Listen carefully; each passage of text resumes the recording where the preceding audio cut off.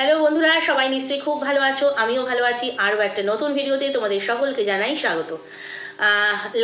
Live হয়তো already সবাই দেখে ফেলেছো, সঙ্গীতা ম্যাডামের লাইভ, যেটা সোমা ওয়ার্ল্ডে হয়েছিল, তারপরে সীমাদির চ্যানেলে হয়েছিল। সবাই নিশ্চয়ই দেখে ফেলেছো। সেটা নিয়ে ভেবেছিলাম কিছু বলবো না। ঠিক আছে, উনি ওনার মতো করে কাজ করেছেন, উনি সমাজসেবিকা, উনি ওনার মতো করে কাজ করেছেন। কন্ট্রোভার্সি ক্রিয়েটার যাদের যাদের মধ্যে দ্বন্দ্ব, উনি মানে মিল করাবার চেষ্টা করেছেন, ভালো। কিন্তু সত্যিই কি মিল হবে? সত্যিই কি বন্ধুত্ব হবে?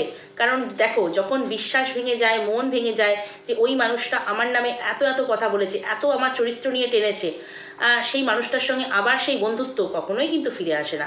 কারণ মন ভেঙে গেলে সেই মন কিন্তু জোড়া লাগে না।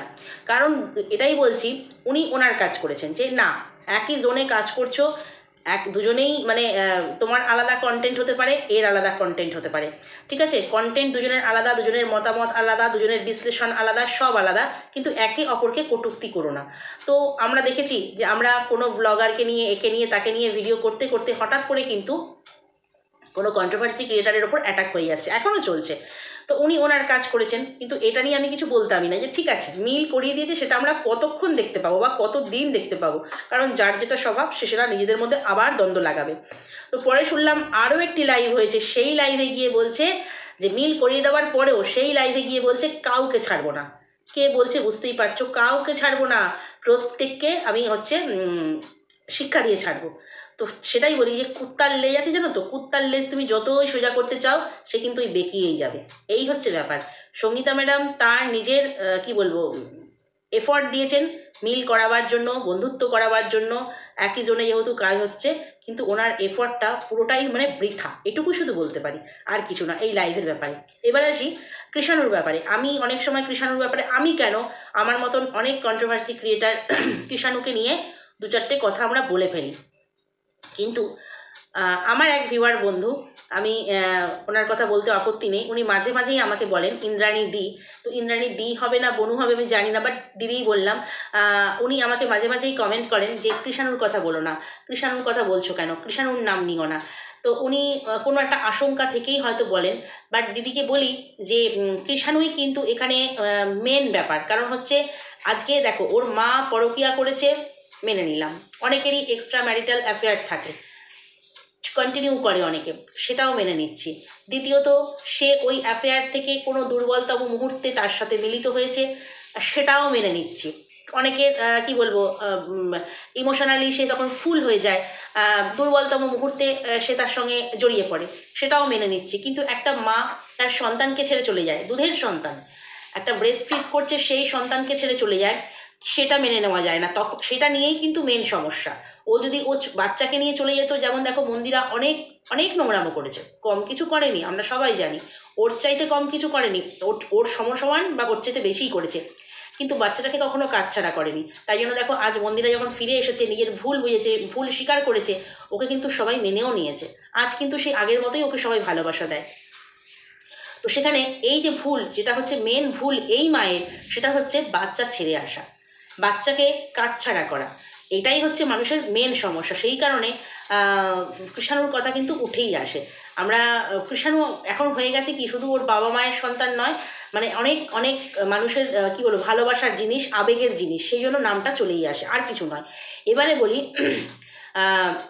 কৃষাণুকে দেখো ভিডিওতে দেখানো বন্ধ ছিল, যেটা একেবারেই অযৌক্তিক, অন্যায়। কারণ সবাই যেহেতু দেখায়, সেটা ভেঙে আবার কিন্তু কৃষাণু আমরা ভিডিওতে দেখতে পাই। তাই কৃষাণুকে যখন ভিডিওতে আমরা দেখতে পাচ্ছি, কৃষাণুর নাম নিলে আশা করি কোনো সমস্যা হবে না। কিন্তু এবারে আসছি, সত্যিই কি তাহলে কৃষাণু এবার পিতৃহারা হতে চলেছে? মানে কোনো কিছুই আর কৃষাণুকে বাঁচাতে পারবে না? কৃষাণু কি এবার ওর মায়ের কাছেই চলে যাবে? সন্দীপ কি এবার তাহলে হেরে যাবে? বেশ কিছু প্রশ্ন কিন্তু আমার মনে এসেছে, মনে হয় আমার মতো আরও কিছু মানুষের মনে এসেছে। তার কারণ হচ্ছে একটি কমেন্ট আমি তোমাদের এই কমেন্টটা অবশ্যই পড়ে শোনাবো, হয়তো তোমরা অনেকেই দেখেছো। তিনি যদি ওপেন একটা কমেন্ট করতে পারেন, এটা সন্দীপের কমেন্ট বক্সেই কমেন্টটা এসেছে, আমি তোমাদেরকে পড়ে শোনাচ্ছি। উনি লিখেছেন, সন্দীপ, আমি তোমার কেস স্টাডি করেছি, তুমি এটা নিয়ে সঙ্গীতা ম্যাডামের সঙ্গে কথা বলো। সন্দীপ, তুমি যতটা সহজ মনে করছো কৃষাণুর কাস্টাডি পাওয়াটা, তোমার পক্ষে এতটাও সহজ হবে না। কারণ যে মা পাল্লা, সে মা পাল্লা কিন্তু ওই দিকেই ভারী থাকবে। কেসেতে একটুও ফাঁক রাখলে হবে না, তোমাকে কোর্টে অনেক প্রমাণ দিতে হবে। তুমি যদি বলো মিনা আর ফোকলার অ্যাফেয়ার্স আছে, এখানে উনি মিনাই ব্যবহার করেছে, ফোকলার অ্যাফেয়ার্স আছে, কোর্ট এত সহজে মানবে না। আমার মতে তোমার উচিত ফোকলার বিরুদ্ধে ক্রিমিনাল স্যুট ফাইল করা, যে আমার বউকে ফুসলিয়ে নিয়ে মিথ্যে প্রলোভন দেখিয়ে ভাগিয়ে নিয়ে গেছে। চ্যাটগুলো, ওদের যে কি বলবো গোপন মুহূর্তে যে চ্যাট, সেই চ্যাটগুলো অ্যাজ এ প্রুফ সাবমিট করবে। তো ফোকলাকে প্রমাণ করতে হবে যে মিনাকে ফুসলিয়ে ভুলিয়ে মিথ্যে প্রলোভন দেখিয়ে আনেনি। আর ফোকলাকে বাঁচাতে মিনা বাধ্য হবে স্বীকার করতে যে আমি স্বইচ্ছায় ফোকলার কাছে এসেছি। তো এতেই কোর্টে প্রমাণ হবে মিনা আর ফোকলার রিলেশন আছে।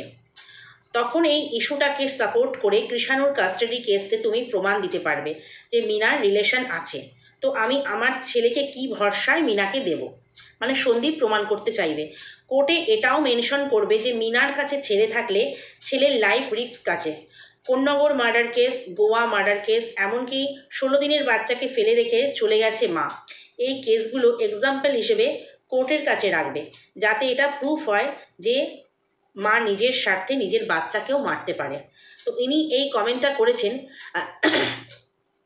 এই ভিউয়ার সন্দীপেরও ভিউয়ার। তো উনি দেখলাম আমার কমেন্ট বক্সেও আজকে কমেন্ট করেছেন, যদিও অন্য কমেন্ট। তো এই যে ওপেন কমেন্ট বক্সে সন্দীপকে ইনি এই কথাটা বলছেন যে খুব খুব পাওয়া, মানে কৃষাণুকে যে পাওয়ার ব্যাপারটা 100% যে সন্দীপ পাবে, এটা কিন্তু এত সহজ নয়। উনি বলছেন ওনার কেস, মানে সন্দীপের কেস উনি স্টাডি করেছেন। জানি না উনি কোনো লয়ার কিনা বা এরকমই কোনো কিছুর সঙ্গে যুক্ত আছেন কিনা, সেটা আমি জানি না।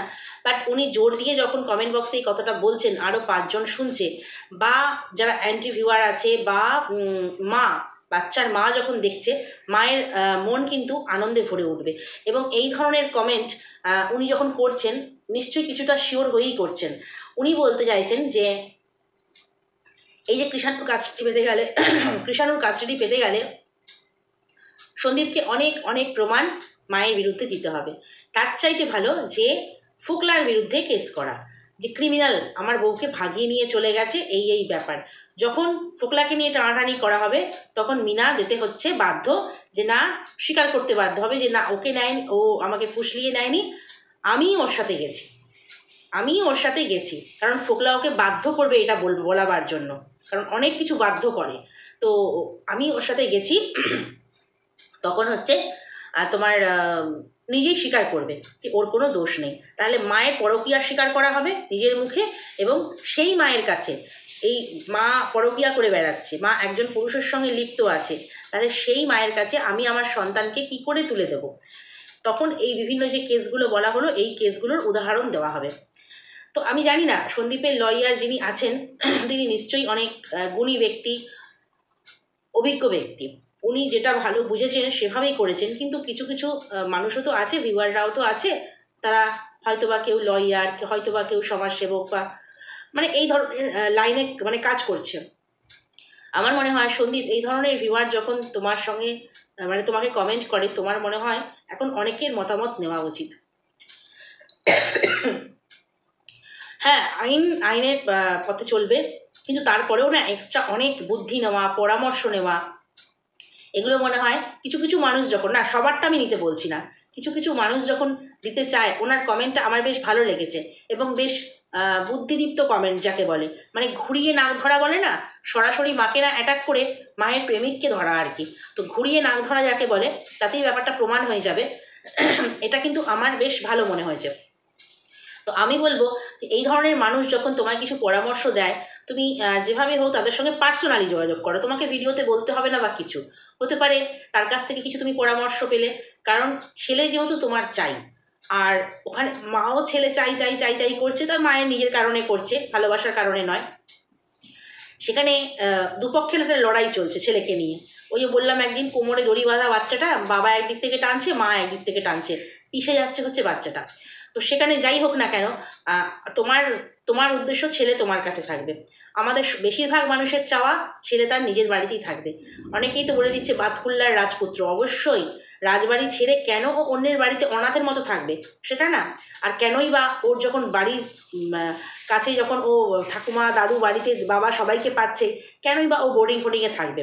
অনেকেই বলবে ঠাকুমা দাদু বাবা থাকলে কি বোর্ডিংয়ে থাকে না? হ্যাঁ থাকে, কেন থাকবে না? বাড়িতেও কি মানুষ হয় না? নিশ্চয়ই হয়। তো সেখানে আমার মনে হয় সন্দীপের আরও বেশি অ্যাক্টিভ হওয়া উচিত।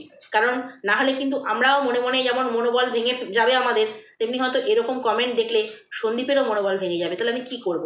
কি মানে কি করা উচিত? ঘুরিয়ে না ধরা উচিত, না যেভাবে চলছে সেভাবে করা উচিত? তো এইগুলো মনে হয় একটুখানি যারা মানে তোমাকে পরামর্শ দিতে চায়, যেমন দেখো সঙ্গীতা ম্যাডাম, তুমি তো চিনতে না উনি কিভাবে তোমার জন্য ঝাঁপিয়ে পড়েছে। কি না বাইরের ভিউয়ার্সরা হচ্ছে মানে চাপ সৃষ্টি করেছে যে ওই বাচ্চাটির জন্য তোমাকে লড়তে হবে, জাস্টিস ফর কৃষাণু। তো সেখানে এরকম হয়তো আরও অনেক মানুষ তোমাকে বুদ্ধি দিতে পারে, পরামর্শ দিতে পারে। তুমি এই সমস্ত মানুষগুলোর সঙ্গে যোগাযোগ করো, শুধুমাত্র কৃষাণুর স্বার্থে। নিজেদের জিতবো কি হারবো সেটা না, কৃষাণু যাতে নিজের বাড়িতে থাকতে পারে সেই স্বার্থে।